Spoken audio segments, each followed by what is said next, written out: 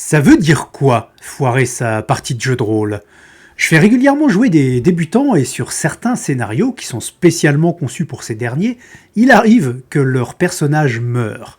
Pour moi, c'est un peu une manière de dédramatiser d'entrer les enjeux. Ok, ton personnage est mort, mais as-tu passé un bon moment? Qu'est-ce qui était important, finalement, dans cette partie?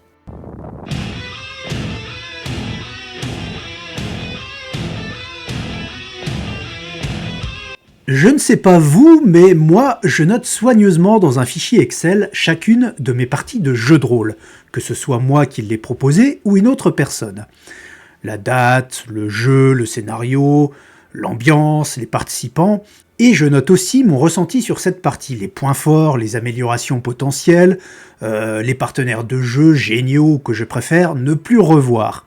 Et eh bien, ça donne une échelle de satisfaction d'une partie géniale, par exemple, que je note 5, à une partie à oublier, que je note 1.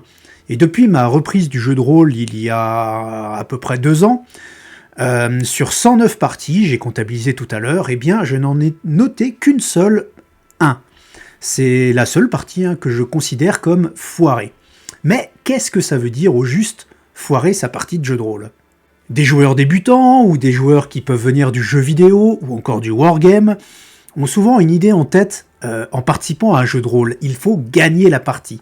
Il faut remplir l'objectif ou les objectifs qui se dégagent au fil de la soirée.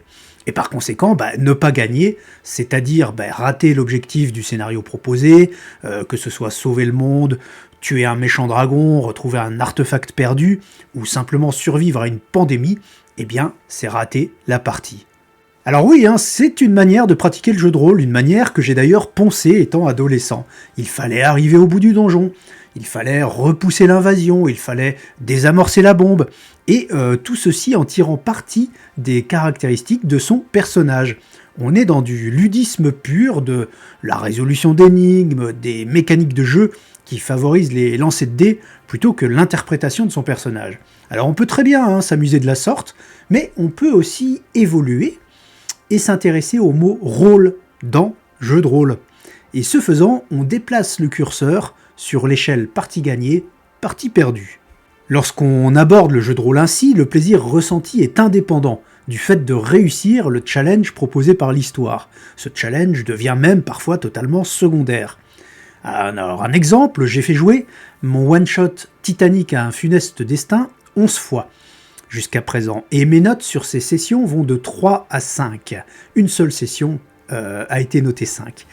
Alors ce n'est pas le fait que les joueurs aient réussi au travers de leur personnage à comprendre tous les tenants et les aboutissants de l'histoire, à déjouer les plans qui se tramaient dans l'ombre, à survivre, qui donne ces notes. Non, c'est plutôt le plaisir que moi j'ai ressenti autour de la table ce soir-là, l'osmose qui s'est constituée entre les participants, l'ambiance qui s'est cristallisée, l'intention qui était donnée à la partie et que chacun a repris à son compte, la manière dont chacun s'est emparé de l'histoire, a incarné son personnage, c'est tout ça qui produit une soirée mémorable. Et à l'opposé, eh bien voici quelques situations qui, à mon sens, amènent à vraiment foirer une partie.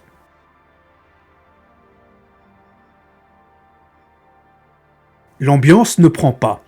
Eh ben oui, le pitch annonce une partie horrifique, et un joueur lance des vannes toutes les 5 minutes. Les autres ne peuvent pas s'empêcher de rigoler, la soirée tourne au concours de punchlines à peine masquées et de gifs partagés dans le chat. Là, on ne peut pas entrer dans la partie, s'immerger dans l'univers, adhérer à l'ambiance. Partie foirée.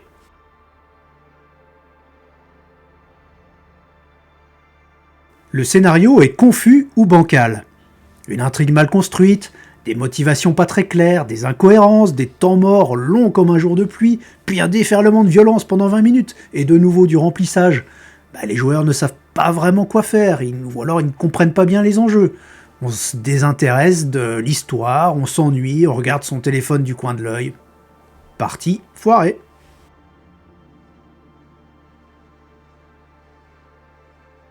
Mésentente à la table.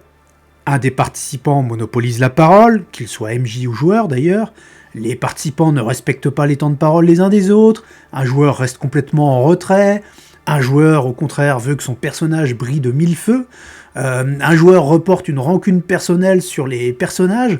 Bref, autour de la table, ça joue à côté les uns des autres et pas ensemble, voire parfois de manière toxique.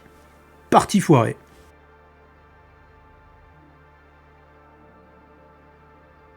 La technique s'en mêle. Eh ben oui, une panne de Discord alors que c'est votre support vocal, un VTT qui ne veut plus rien savoir, des macros sur le VTT qui ne fonctionnent pas comme attendu, une musique qui n'est même plus reconnue par votre lecteur, ou un disque dur qui décède en pleine partie, ça c'est du vécu l'année dernière, un moment terrible. Et ça, c'est le risque de casser complètement ce qui avait été construit précédemment. Partie foirée.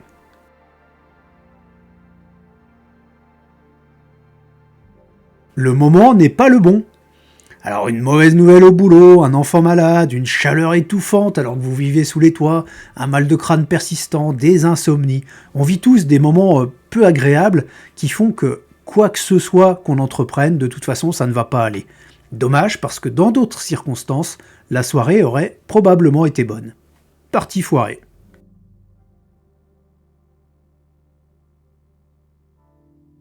Mésentente sur la proposition. Et ouais, vous vous retrouvez à jouer un drame social alors que vous aviez l'intention de buter des aliens dans l'espace. Vous vous empêtrez dans une enquête alors qu'on vous avait parlé d'action. Vous déplacez des tokens sur une battle map alors que vous deviez jouer en théâtre de l'esprit. Et vous vous retrouvez à torturer des enfants alors que personne n'est censé amener ce genre de scène sans avertir avant la partie à quoi on doit s'attendre. Partie foirée. Alors je vais pas vous faire un long exposé sur ce qu'il faut faire pour ne pas foirer sa partie, de la construction du scénario à l'animation de la soirée en passant par l'utilisation ou pas d'un VTT, puisqu'il n'y a pas de règle unique tant les possibilités sont multiples. Par contre, je vais m'attarder très légèrement sur 2 points, le contrat de partie et le débriefing.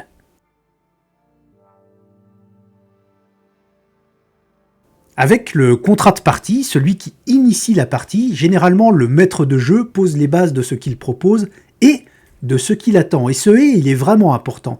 C'est le bon moment pour dire que vous voulez une atmosphère sérieuse à table, que vous ne voulez pas de HRP surabondant, que vous voulez une interprétation au plus proche du personnage, ou au contraire, dans un autre genre, que la soirée sera axée sur une ambiance détendue propice aux blagues. Ça peut donner des super parties où tout le monde s'amuse et rit aux éclats. Par contre, si vous vous attendez à une ambiance horrifique alors que vous faites ça, c'est assez mal barré. Vous pouvez aussi dire que les joueurs débutants sont les bienvenus, ou au contraire que vous ne voulez que des férus de roleplay depuis 2 décennies, qu'il va y avoir de l'horreur gore explicite, donc les gens un petit peu sensibles dans les descriptions des appareils intestinaux par exemple vont éviter de se mêler à la partie, ou bien que l'histoire va faire appel à des mystères faisant référence à la noirceur de l'âme humaine. Donc les gens qui sont mal à l'aise avec certains sentiments plutôt connotés comme négatifs devraient peut-être se tenir à l'écart de ce genre de partie. Donc voilà, échanger en amont entre celui qui propose et ceux qui disposent, c'est essentiel, encore plus évidemment, si vous ne vous connaissez pas. Ça permet à tout le monde de partir dans cette partie exactement dans la même optique. Ça évitera vraiment beaucoup d'écueils qui mènent potentiellement à un naufrage de la soirée.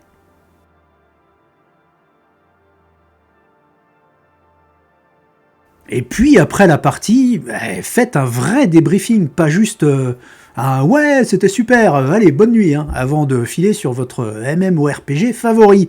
Ce moment, vous n'avez pas besoin de prendre 10 minutes par personne. Par contre, essayez de bien vous exprimer sur la complétude des attentes que vous aviez avant la partie. Et ça vaut des 2 côtés de la table, que vous soyez simple joueur ou que vous soyez maître de jeu. Ce moment, il permet à chacun de prendre un petit peu de recul sur sa pratique, de mettre le doigt sur ce qu'il préfère et aussi sur ce qu'il n'a pas envie de reproduire, et puis de s'améliorer surtout pour le futur. C'est vachement bien d'un point de vue personnel et puis pour les autres aussi, d'avoir une évolution de carrière, entre guillemets, comme certains de vos personnages dans les campagnes peuvent en avoir. Vous pouvez en avoir une d'évolution d'un point de vue rôliste, c'est assez gratifiant. lorsque, après un an de pratique, des joueurs, alors que vous êtes maître de jeu, vous disent « Ah ouais, c'est super chouette, tu t'es vachement amélioré dans la description de tes scènes ou dans les intonations que tu donnes lors de tes scènes de combat. » Honnêteté, constructivité et bienveillance sont les mots-clés pour débriefer en toute sérénité. Et puis, après, bien sûr, il y a des parties qui sont meilleures que d'autres. Et même si la fin tombe un peu à plat et que la table se sépare sur un goût d'inachevé, c'est pas non plus dramatique. Chacun des livres que vous lisez, chacun des films que vous regardez n'est pas non plus un chef-d'œuvre. C'est la rareté des moments magnifiques qui nous les fait d'autant plus apprécier. Si l'exceptionnel était à chaque fois au rendez-vous, il ne le serait plus exceptionnel. Et pour autant, avec un petit peu de précaution, on peut éviter l'immense majorité des parties foirées. Fort de tout ça, ce que je vous souhaite, ce sont des parties réussies.